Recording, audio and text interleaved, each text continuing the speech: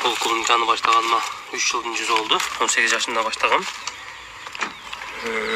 19 yaşında результат көрсөттүм. Hazır 3. жылы быйыл.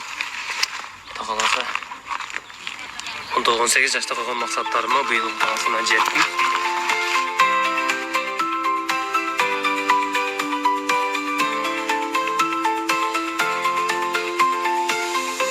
Ушул 1 гектардан ашык аянттагы кулпунай өскөн талааны жаш дыйкан Бекмамат иштетет. Ал быйыл түшүмдү жыйнап болуп калды.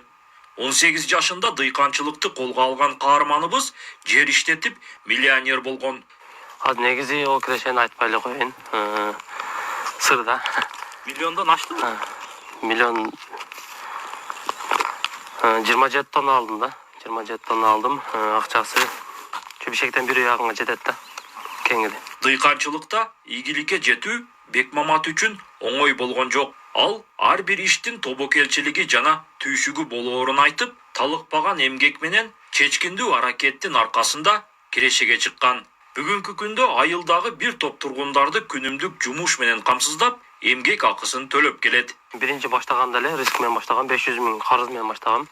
500 000 карыз алып, көчөттөрдү насияга алып, көчөттөрдү материалдарын насияга алып, полный насия баштагам. 18 жашымда, 19 жашымда ошол жакшы карап, ошол менин өзүмдүн баягы опыты бар адамдардан үйрөнүп, ошол айткандарын кылып, биякта результат көрсөтүп, уже биринчи жыл эле болот экен, кыса болот экен деген жыйынтыкка жеттик да. Бекмамат кулпунайды өстүрүүдө саны эмес, сапатына маани берет. Себеби ал өндүргөн продукциясын жогору баада сатып, 2 эсе көп киреше алууну көздөйт. Андыктан жаш дыйкандын кулпунайы чет өлкөгө экспорттолот.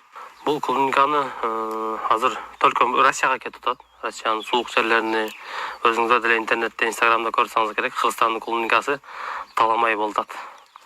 Тополоң таламай болтат. Сапаты жогору да? Сапаты жогору, анан дамы, анан жыты дагы бар да бизге да. Клубниканын жытычы. Бизде баягында астына октошпойт да. Бизде ошол яшиктин бети кандай болсо, асты дагы ошондой барып атат. Биздин брендибиз өтө жакшы да, чет мамлекеттерде. Кулпунайды өстүрүп миллионер болгон Бекмамат дыйканчылык менен кошо дагы башка бизнести колго алууну максат кылууда. Анткени ийгилик жаштардын колунда дейт. Улан Маккамбаев, ЛТР, Баткен облусу.